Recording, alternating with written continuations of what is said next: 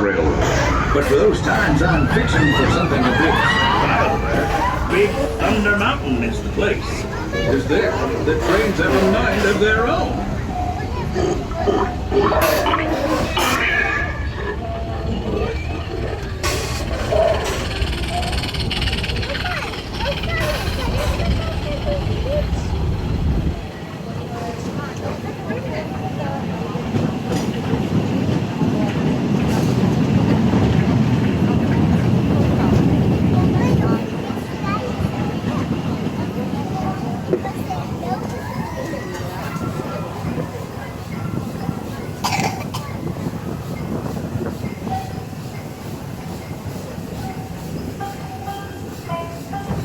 The change in scenery means we've left the rattle and rumble of that old gold mine behind and entered my favorite leg of the journey.